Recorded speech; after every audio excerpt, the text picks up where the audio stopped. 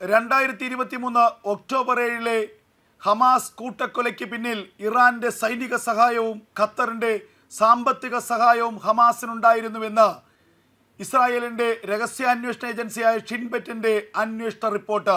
October 7 കൂട്ടക്കുരുതിയിൽ Israeli സേനയ്ക്ക് വലിയ സുരക്ഷാ വീഴ്ച ഉണ്ടായിട്ടുണ്ടെന്ന അതിഗൗരവമായ ഉള്ളടക്കവും ഈ റിപ്പോർട്ടിലുണ്ട്. കഴിഞ്ഞ ദിവസം രാത്രിയാണ് ഷിൻബെറ്റ് തലവൻ റോണൻ ബാർ ഈ റിപ്പോർട്ട് പുറത്തുവിട്ടത്. ഇസ്രായേൽ ഗവൺമെന്റിന് ഈ റിപ്പോർട്ട് കൈമാറിയത്. അതീവ സുരക്ഷാ വീഴ്ചയാണ്, സമ്പൂർണമായ സുരക്ഷാ വീഴ്ചയാണ് ഇസ്രായേൽ സേനയ്ക്കുണ്ടായതെന്ന് റിപ്പോർട്ട് കുറ്റപ്പെടുത്തുന്നു. പല ഘട്ടങ്ങളിലായി പല തവണകളിലായി രഹസ്യാന്വേഷണ വിഭാഗത്തിൻ്റെ മുന്നറിയിപ്പുകൾ ഇസ്രായേലി ഭരണകൂടത്തിനും ഇസ്രായേലി സേനയ്ക്കും ഉണ്ടായിരുന്നു. എന്നിട്ടും ഗാസ മുനമ്പിൽ ഗാസ അതിർത്തിയിൽ വേണ്ടത്ര സുരക്ഷ ഉണ്ടാക്കുന്നതിൽ ഇസ്രായേലി സേന പരാജയപ്പെട്ടു. ഹമാസിൻ്റെ പ്രവർത്തനങ്ങളെ ശ്രദ്ധിക്കുന്നതിൽ പരാജയപ്പെട്ടു. ഹമാസ് ഇത്തരമൊരു ക്രൂരമായ ആക്രമണം നടത്തില്ല എന്ന് ഇസ്രായേൽ വിശ്വസിച്ചു. 2020 മുതൽ 2021-22 സമാനമായ ചില പദ്ധതികൾ ഇസ്രായേലിന് നേരെ ഹമാസ് ആസൂത്രണം ചെയ്തിരുന്നു. എന്നാൽ പല കാരണങ്ങളാൽ അന്ന് ആക്രമണം നടക്കാതെ പോയി. ഇതിലൂടെ ഇസ്രായേൽ വിശ്വസിച്ചത് ഇത്തരമൊരു ഒളിയാക്രമണം, ചാവേർ ആക്രമണം ഒരിക്കലും ഹമാസ് നടത്തില്ലെന്നായിരുന്നു. എന്നാൽ അത് തെറ്റായ ഒരു നിഗമനമായി പോയി. ഒരുപാട് കാര്യങ്ങൾ വിശദമാക്കുന്നതാണ് ഷിൻബെറ്റിൻ്റെ റിപ്പോർട്ട്. അതായത് ഗാസയുടെ മുനമ്പിൽ സുരക്ഷ കൃത്യമായി ഒരുക്കുന്നതിൽ ഇസ്രായേലി സേന പരാജയപ്പെട്ടു. 2023 ഒക്ടോബർ 7 ആക്രമണത്തിന് മുൻപ് 2 ദിവസം മുൻപ് ഒക്ടോബർ 5 വെസ്റ്റ് ബാങ്കിലെ തുർക്കറേമിൽ ഒരു ആക്രമണം ഹമാസ് നടത്തിയിരുന്നു. ആ ആക്രമണത്തിൽ 5 ഇസ്രായേലി സൈനികർക്ക് പരിക്കേറ്റിരുന്നു. ഈ ആക്രമണം പോലും ഇസ്രായേലി സേനയുടെ ശ്രദ്ധ തിരിക്കാൻ വേണ്ടിയായിരുന്നു. ഇസ്രായേലി സേനയുടെ ശ്രദ്ധ വെസ്റ്റ് ബാങ്കിലേക്കും ജെനിൻ അടക്കമുള്ള പട്ടണങ്ങളിലേക്കും ചെറിയ തോതിലെങ്കിലും തിരിഞ്ഞാൽ അതുകൂടി ഹമാസിന് ഉപകാരപ്പെടുമെന്നുള്ളതായിരുന്നു ഹമാസിൻ്റെ കണക്ക് കൂട്ടൽ. അതിലവർ വിജയിക്കുകയും ചെയ്തു. ആ ആക്രമണത്തിൽ 5 ഇസ്രായേലി സൈനികർക്ക് പരിക്കേറ്റു. വലിയ തോതിലുള്ള പ്രത്യാക്രമണത്തിന് ഇസ്രായേലി സേനയുടെ വലിയൊരു സംഘം വെസ്റ്റ് ബാങ്കിൻ്റെ വിവിധ മേഖലകളിലേക്ക് പോവുകയും ചെയ്തു. ഇതിന് തൊട്ടു പിന്നാലെ ഒക്ടോബർ 7 ആയിരുന്നു ഇസ്രായേലിനുള്ളിലേക്കുള്ള ആക്രമണം. അതിനു മുൻപ് ഏപ്രിൽ മാസത്തിൽ തന്നെ ഈ ഗാസ മുനമ്പിൽ 45 സിമ്മുകൾ പുതുതായി ആക്ടിവേഷൻ ചെയ്യപ്പെട്ടു.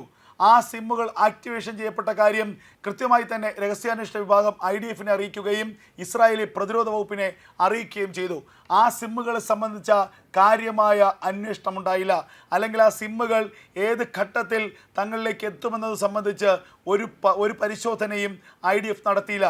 അതിനും കാരണമുണ്ട്. അതിനും 1 വർഷം മുൻപ് 2022 ഇതിന് സമാനമായ ഒരു സംഭവം ഉണ്ടായിരുന്നു. അന്ന് 38 സിമ്മുകളാണ് ഗാസ അതിർത്തിയിൽ ആക്ടിവേഷൻ ചെയ്യപ്പെട്ടത്. പിന്നീട് അതുമായി ബന്ധപ്പെട്ട് മറ്റൊരു നടപടിക്രമങ്ങളും ഉണ്ടായില്ല. ആ നമ്പറുകൾ ഏതെന്നും ആരാണ് ഉപയോഗിക്കുന്നതും സംബന്ധിച്ച് അന്ന് പരിശോധന നടത്തിയിരുന്നുവെങ്കിലും കാര്യമായ മറ്റനിഷ്ട സംഭവങ്ങൾ ഉണ്ടാകാത്തത് കൊണ്ട് തന്നെ 2023 ഈ സംഭവത്തിൽ കാര്യമായ അന്വേഷണം നടത്താതെ ഒരു അലസമായ സമീപനമാണ് IDF സ്വീകരിച്ചത്. ഇതും ഈ വീഴ്ചയ്ക്ക് പ്രധാന കാരണമായിട്ടുണ്ട് എന്ന് ഷിൻബെറ്റിൻ്റെ റിപ്പോർട്ടിൽ പറയുന്നുണ്ട്. അതുപോലെ തന്നെ ആക്രമണം ഉണ്ടാകുന്ന ദിവസം സുരക്ഷാ സൈനികരുടെ എണ്ണത്തിൽ വളരെ കുറവായിരുന്നു ഉണ്ടായിരുന്നത്. ഇസ്രായേലിൽ വളരെ ആഘോഷപൂർവ്വം, വളരെ ഭക്തിപൂർവ്വം ആഘോഷിക്കപ്പെടുന്ന ചില ദിവസങ്ങളായിരുന്നു അത്. അതുകൊണ്ട് തന്നെ നിരവധി സൈനികർ അന്ന് അവധിയിൽ പ്രവേശിക്കുകയായിരുന്നു. ഒരു അലസമായ അവസ്ഥയിലായിരുന്നു ഈ അതിർത്തി കാത്തുനിന്ന സൈനികരുടേത് എന്ന് ഷിൻബെറ്റ് കുറ്റപ്പെടുന്നുണ്ട്. ഇത്തരത്തിൽ വളരെ ഗൗരവമുള്ള കണ്ടെത്തലുകൾ ഉള്ളതാണ് ഷിൻബെറ്റിൻ്റെ ഈ കണക്കുകൂട്ടലുകൾ. ഇതിൻ്റെ ഏറ്റവും അവസാന ഭാഗത്ത് വളരെ ഗൗരവമുള്ള ചില കാര്യങ്ങൾ കൂടി പറയുന്നു. ഈ ആക്രമണത്തിന് പിന്നിൽ ഇറാൻ്റെ സൈനിക സഹായമുണ്ട്, ഖത്തറിൻ്റെ സാമ്പത്തിക സഹായമുണ്ട്. ഇറാൻ പലതവണയായി ഹമാസിനെ പ്രേരിപ്പിക്കുകയാണ് ഇസ്രായേലിന് നേരെ ഒരു ആക്രമണം നടത്താൻ. ഇതേക്കുറിച്ച് ഷിൻബെറ്റിനും അതുപോലെ തന്നെ മൊസാദിനും നേരത്തെ തന്നെ സൂചനകൾ ലഭിച്ചിരുന്നു. ഹമാസിൻ്റെ തലവന്മാർ പല ആക്രമണ പദ്ധതികളും ആസൂത്രണം ചെയ്യുകയാണ് എന്നത് 2023 ജനുവരി മുതൽ തന്നെ മൊസാദിനും ഷിൻബെറ്റിനും ലഭിച്ച രഹസ്യ വിവരങ്ങളാണ്. അങ്ങനെ ഖത്തറിൻ്റെ സാമ്പത്തിക സഹായത്താൽ, ഇറാൻ്റെ സൈനിക സഹായത്താൽ ഒരു ആക്രമണം നടത്താൻ സാധ്യതയുണ്ട് എന്ന വിവരം പോലും ലഭിച്ചിരുന്നു. അതിന് ഒരു പരിഹാരമായി ഷിൻബെറ്റും മൊസാദും പറഞ്ഞത്, ആദ്യം നമ്മളെ ആക്രമിക്കുന്നതിന് മുൻപ് ഹമാസിൻ്റെ പല തലവന്മാരെയും വധിക്കണം, ഹമാസിൻ്റെ തലവന്മാരെ വധിച്ചു കഴിഞ്ഞാൽ ഹമാസിന് നമ്മളെ ആക്രമിക്കാനുള്ള ആ ആത്മവീര്യം നഷ്ടപ്പെടും. അങ്ങനെ ഹമാസിൻ്റെ ആക്രമണത്തിൽ നമുക്ക് പ്രതിരോധിക്കാൻ കഴിയും. ഇതായിരുന്നു മൊസാദും ഷിൻബെറ്റും IDF മുന്നിൽ വെച്ച ഒരു നിർദ്ദേശം, ഇസ്രായേൽ സർക്കാരിന് മുന്നിൽ വെച്ച നിർദ്ദേശം. എന്നാൽ അതിനോട് ഇസ്രായേൽ സർക്കാരോ IDF പ്രതികരിച്ചില്ല എന്നും ഷിൻബെറ്റ് കുറ്റപ്പെടുത്തുന്നുണ്ട്. എന്തായാലും ഇപ്പോൾ വന്നിരിക്കുന്ന ഈ അന്വേഷണ റിപ്പോർട്ട് അത് വലിയ തോതിൽ കുറ്റപ്പെടുത്തുന്നത് ഇസ്രായേലി ഭരണകൂടത്തെയും ഇസ്രായേൽ പ്രധാനമന്ത്രി ബെഞ്ചമിൻ നെതന്യാഹുവിനെയുമാണ്. എന്നാൽ ഈ റിപ്പോർട്ട് പരിപൂർണമായി തള്ളിക്കളയുകയാണ് ഇസ്രായേൽ ഭരണകൂടം. പ്രധാനമന്ത്രി ബെഞ്ചമിൻ നെതന്യാഹുവിൻ്റെ ഓഫീസ് പുറത്തുവിട്ട പ്രതികരണത്തിൻ്റെ അടിസ്ഥാനത്തിലാണെങ്കിൽ വെറും അസംബന്ധമാണ് ഷിൻബെറ്റിൻ്റെ റിപ്പോർട്ട്. ഇത്തരമൊരു വീഴ്ച IDF ഇസ്രായേലി ഡിഫൻസ് ഫോഴ്സിന് ഉണ്ടായിട്ടില്ല. ചില ചെറിയ പാളിച്ചകൾ ഉണ്ടായിട്ടുണ്ടെങ്കിലും ഇത്തരം ഗുരുതരമായ വീഴ്ചകൾ ഉണ്ടായിട്ടില്ല. ഇതേക്കുറിച്ച് നേരത്തെ തന്നെ കൃത്യമായ പഠനങ്ങളും കൃത്യമായ അന്വേഷണം നടത്തിയതാണ് എന്ന് ഇപ്പോൾ ബെഞ്ചമിൻ നെതന്യാഹു വ്യക്തമാക്കുന്നു. ഇതുകൂടാതെ ഈ റിപ്പോർട്ട് സർക്കാരിന് സമർപ്പിച്ച ശേഷം ഷിൻബെറ്റ് തലവൻ റോനൻ ബാർ ഒരു കാര്യം വ്യക്തമാക്കുന്നു. ഹമാസിന്റെ പക്കലുള്ള അവസാന ബന്ദിയെയും ഇസ്രായേൽ തിരികെ എത്തിച്ച ശേഷം താൻ ഷിൻബെറ്റിന്റെ സ്ഥാനമൊഴിയുമെന്നായിരുന്നു റോനൻ ബാറിന്റെ പ്രസ്താവന.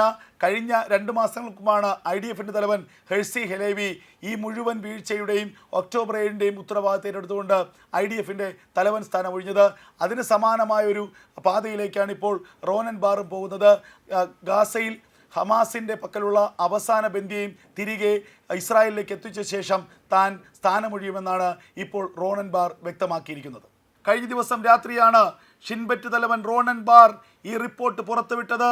ഇസ്രായേൽ ഗവൺമെൻറ്റിന് ഈ റിപ്പോർട്ട് കൈമാറിയത്. അതീവ സുരക്ഷാ വീഴ്ചയാണ്, സമ്പൂർണമായ സുരക്ഷാ വീഴ്ചയാണ് ഇസ്രായേൽ സേനയ്ക്കുണ്ടായതെന്ന് റിപ്പോർട്ട് കുറ്റപ്പെടുത്തുന്നു. പല ഘട്ടങ്ങളിലായി പല തവണകളിലായി രഹസ്യാന്വേഷണ വിഭാഗത്തിൻ്റെ മുന്നറിയിപ്പുകൾ ഇസ്രായേലി ഭരണകൂടത്തിനും ഇസ്രായേലി സേനയ്ക്കും ഉണ്ടായിരുന്നു.